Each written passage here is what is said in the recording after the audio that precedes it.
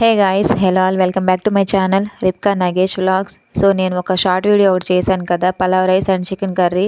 అది కూడా at a time ఒకేసారి ఎలా చేసుకోవాలి అనేది నేను షార్ట్ వీడియో ఒకటి పెట్టాను కదా. సో దానికి సంబంధించి లాంగ్ వీడియో అనమాట. సో ఎండ్ వరకు చూడండి, మధ్యలో ఎక్కడ స్కిప్ చేయొద్దు, ఎందుకంటే మీకు రెసిపీ అనేది అర్థం కాదు మళ్ళీ. సో ఎండ్ వరకు చూడండి.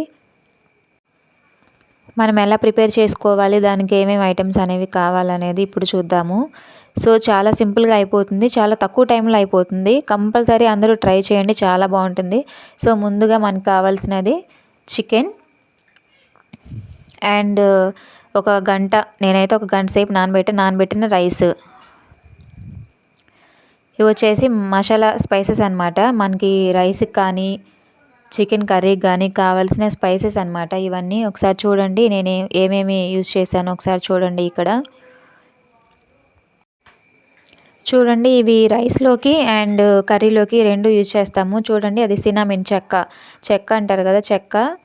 అది వచ్చేసి మరాఠీ మొగ్గ, ఇది అనాస పువ్వు, వెల్లుల్లి, ధనియాలు, అల్లం అండ్ అడిషనల్గా మనము ఉంటే జాపత్రి, నా దగ్గర లేదు, అది మిస్ అయింది. జాపత్రి మీ దగ్గర ఉంటే కనుక యూజ్ చేసుకోండి.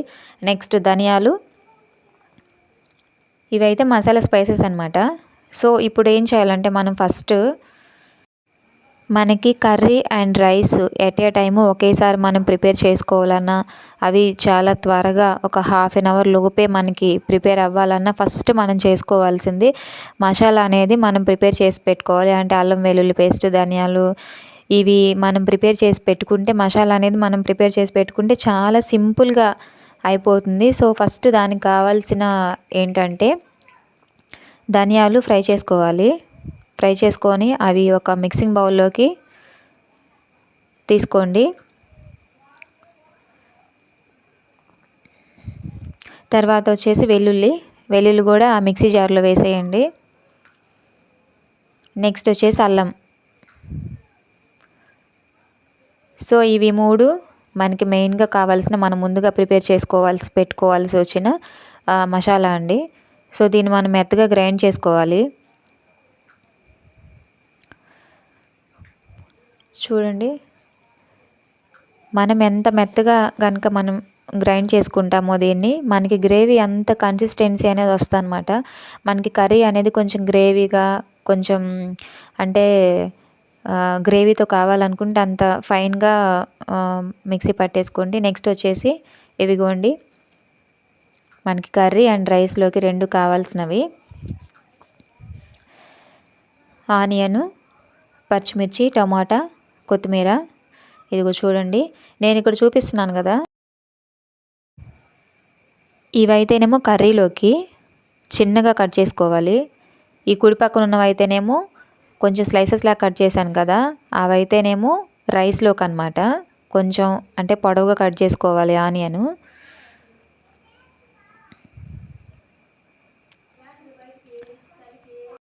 ఇక్కడ నేనైతే కర్రీకి ఒక వెజిల్ అండ్ రైస్కి ఒక వెజిల్ అయితే తీసుకున్నాను. సో మనకి ఎంత క్వాంటిటీలో ఆయిల్ అనేది కావాలంటే, కొంతమంది తక్కువ వేసుకుంటారు, కొంతమంది కొంచెం ఎక్కువ ఆయిల్ యూజ్ చేస్తారు. కాబట్టి వాళ్ళ టేస్ట్కి తగ్గట్టుగా ఆయిల్ అనేది యాడ్ చేసుకోండి. కర్రీ వెజిల్ అండ్ రైస్ వెజిల్ రెండిట్లో ఆయిల్ అనేది ఫస్ట్ ఒకేసారి అట్ ఏ టైం యాడ్ చేసుకోండి. చూడండి, రెండు వెజిల్స్లో ఒకేసారి కర్రీ వెజిల్ అండ్ రైస్ వెజిల్ రెండిట్లో ఆయిల్ అనేది యాడ్ చేసుకోవాలి. అంటే మీ టేస్ట్కి తగ్గట్టుగా, నేనైతే కొంచెం ఎక్కువే వేస్తాను ఆయిల్.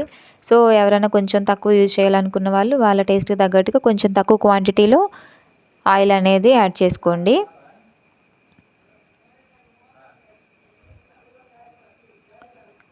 ఇదిగో చూడండి, నేనైతే రెండు వెజిల్స్ ఒకేసారి, కర్రీ అండ్ రైస్ ఒకేసారి స్టార్ట్ చేస్తున్నాను నేను. ఇవిగోండి రైస్ ఐటమ్స్లోకి వేయాల్సిన మసాలా స్పైసెస్ అనమాట ఇవి. అంటే పలావ్ రైస్లోకి మనం వేస్తాం కదా, ఆ మసాలా స్పైసెస్ అనమాట, రైస్ స్పైసెస్ ఇవి. ఆయిల్ కొంచెం హీట్ ఎక్కిన తర్వాత రైస్కి సంబంధించిన దానిలో వేయాలి అవన్నీ ఒకేసారి. సో ఆనియన్ ఇలా పొడవుగా కట్ చేసుకోవాలి పలావ్ రైస్లోకి. ఇవి వచ్చేసి కర్రీకి అనమాట, కొంచెం చిన్న చిన్నగా కట్ చేసుకోవాలి ఆనియన్ కర్రీకి అయితే. పలావ్ రైస్కి అయితే కొంచెం పొడవుగా కట్ చేసుకోవాలి. టమాటో అయినా అండ్ ఆనియన్ అయినా కొంచెం పొడవుగా కట్ చేసుకోవాలి. ఇదిగో చూడండి, ఇదైతే రైస్ పలావ్ రైస్కి తాలింపు అనమాట ఇది. ఇది వచ్చేసి కర్రీ, ఇది కర్రీకి.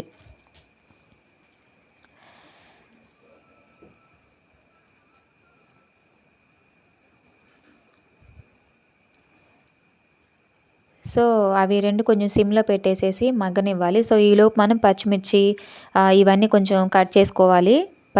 అంటే టమాటా, మిర్చి ఇవన్నీ మనం కట్ చేసుకోవాలి.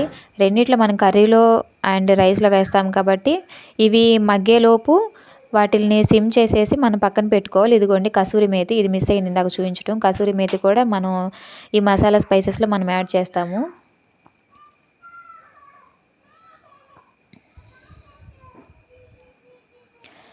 అదిగోండి ఆనియన్ మగ్గేలోపు మనం ఇవన్నీ చికెన్ క్లీన్ చేసుకోవడం కానీ అండ్ పచ్చిమిర్చి ఇవన్నీ మనము చూడండి, నేను చికెన్ ఇంకా క్లీన్ చేయలేదు, అది మగ్గుతూనే ఉంది. చికెన్ ఇంకా నేను క్లీన్ చేయలేదు.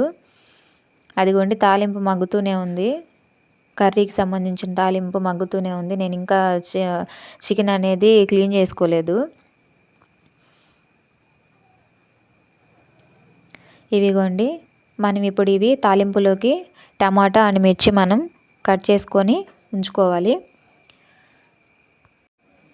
ఇదిగోండి ఇదైతే కర్రీలో ఇవైతేనేమో రైస్లోకి అనమాట. కొంచెం పొడవుగా కట్ చేశాను టమాటా అనేది. పలావ్ రైస్లోకి కొంచెం పొడవుగానే కట్ చేసుకోవాలి. పచ్చిమిర్చి కూడా వేసేసాను, టమాటా కూడా వేసేసాను. ఇదైతే కర్రీ అనమాట. కర్రీలో అయితే కొంచెం చిన్న చిన్న పీసెస్లా కట్ చేసుకోవాలి టమాటా ముక్కలు, అంటే గ్రేవీ కోసం. ఇదిగోండి ఇది రైస్, ఇది కర్రీ.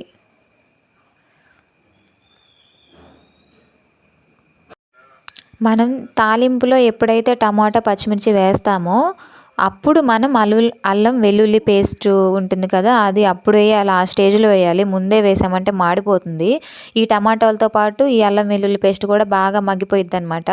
సో మనం టమాటాలు వేసిన తర్వాతే అల్లం వెల్లుల్లి పేస్ట్ అనేది వేసుకోవాలి. నేనైతే 2 టేబుల్ స్పూన్స్ వేసాను.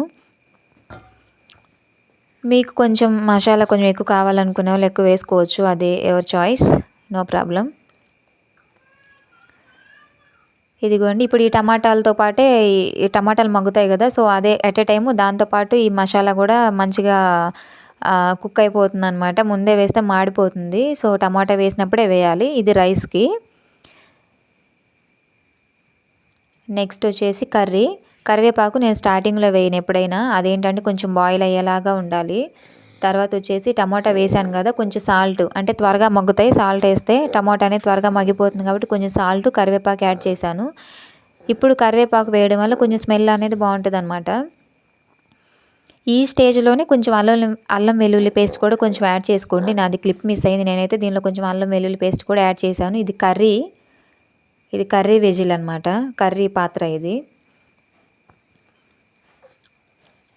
సో ఇప్పుడు క్లీన్ చేసి పెట్టుకున్న చికెన్ అనేది బాగా, అంటే అవి టమాటా బాగా మగ్గిపోయిన తర్వాతే మనం చికెన్ అనేది యాడ్ చేసుకోవాలి కర్రీలోకి. నేనైతే టమాటా చాలా మంచిగా కుక్ చేశాను, అది చాలా మెత్తగా కుక్ అయిపోయిన తర్వాతే నేను యాడ్ చేశాను చికెను. సో గల్లుప్పు యూజ్ చేస్తున్నాను. మనం ఉప్పు అనేది ఈ స్టేజ్లో, అంటే స్టార్టింగ్ స్టేజ్లోనే వేయడం వల్ల చికెన్ అనేది చాలా త్వరగా కుక్ అయిపోతుంది, ఎక్కువ టైం పట్టకుండా.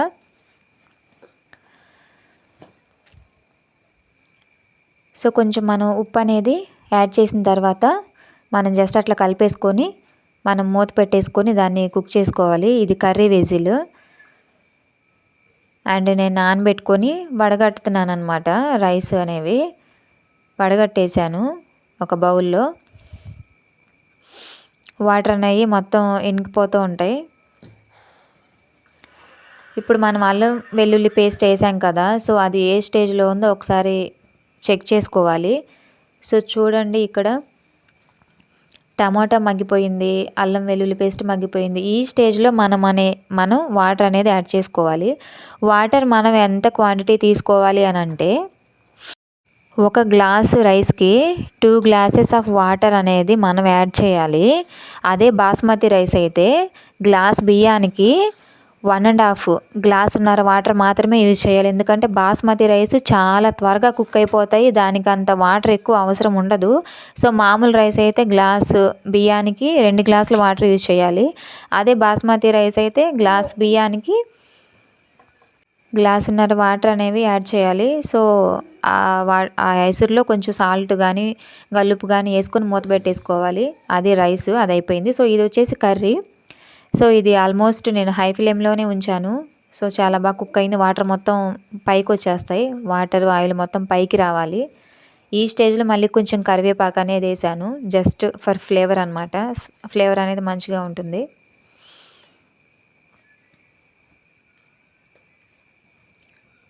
ఇదిగో చూడండి, ఆ కరివేపాకు అనేది అట్లా కొంచెం మగ్గినప్పుడు ఫ్లేవర్ చాలా బాగుంటుంది అనమాట. అది ఇదిగోండి, కరివేపాకు వేసిన వెంటనే మనం తిప్పేయకూడదు. జస్ట్ మూత పెట్టి ఒక 2 మినిట్స్ తర్వాత కనుక తీస్తే అది జస్ట్ అట్లా బాయిల్ అయినట్టు ఉంటుందన్నమాట. అప్పుడు ఫ్లేవర్ బాగుంటుంది. అండ్ మధ్య మధ్యలో చెక్ చేసుకోవాలి వాటర్ అనేవి కుక్ అవుతుందా లేదా అని. ఇదిగోండి, ఇక్కడ కర్రీ అయితే రెడీ అవుతూ ఉంది. ఆల్మోస్ట్ మంచిగా కుక్ అవుతూ ఉంది. చూడండి, చికెన్ అనేది బాగా మెత్తగా కుక్ అయిన తర్వాతే మనం కారం పసుపు అనేవి యాడ్ చేసుకోవాలి. సో మంచిగా కుక్ అయింది. సో ఈ స్టేజ్లో నేను కారం అనేది యాడ్ చేస్తున్నాను. 2 టేబుల్ స్పూన్స్ కారం యూజ్ చేస్తున్నాను. కారం ఎంత యూజ్ చేయాలంటే అది మీ ప్రయారిటీ. ఇదిగోండి, మొన్న నేను తయారు చేశాను కదా సంబారు పౌడర్ అని చెప్పేసి, అది 1 టేబుల్ స్పూను యాడ్ చేస్తున్నానండి కర్రీకి. చాలా మంచి ఫ్లేవర్ వస్తుంది దీనివల్ల. ఎవరన్నా ప్రిపేర్ చేసుకోకపోతే సాంబార్ పౌడర్ అనేది ప్రిపేర్ చేసుకోండి, చాలా బాగుంటుంది. సో సాంబార్ పౌడర్ అండ్ కారం యాడ్ చేసుకున్న తర్వాత వెంటనే దీనిలో వాటర్ పోసేయకూడదు కర్రీలో. అవి యాడ్ చేసుకొని మొత్తం మనం కలిపేసుకోవాలి ముక్కలకి మొత్తం పట్టేలాగా.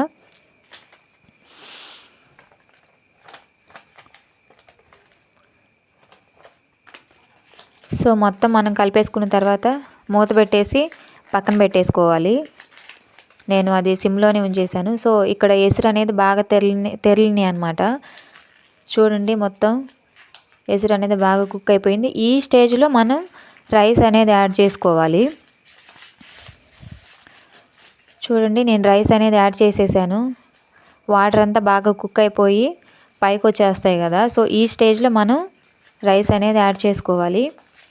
ఇప్పుడు మనం ఎక్కువసేపు దాన్ని తిప్పకూడదండి, ఎందుకంటే రైస్ అనేది ఆల్రెడీ నానిపోయింది కాబట్టి విరిగిపోతుంది, ప్లస్ మెత్తగా అవుతుంది రైసు.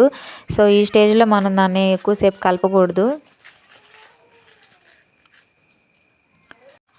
సో మనం చికెన్లో సాంబార్ పౌడర్ కారం వేసిన తర్వాత ఒక 5 నిమిషాల తర్వాత మగ్గుతుందనమాట. అప్పుడు మనం వాటర్ అనేవి మనకి ఎంత క్వాంటిటీ కావాలో, మనకి ఎంత గ్రేవీ కావాలో దాన్ని బట్టి మనం వాటర్ అనేవి యాడ్ చేసుకోవాలి. నేనైతే కొంచెమే వాటర్ యాడ్ చేశాను.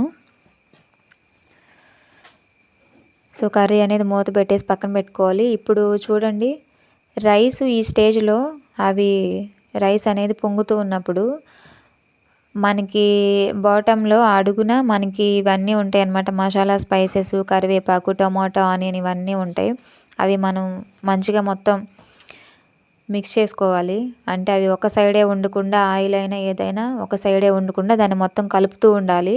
ఎక్కువసేపు కలుపుకూడదు, జస్ట్ నేను ఎలా కలుపుతున్నానో అట్లా కలపాలి.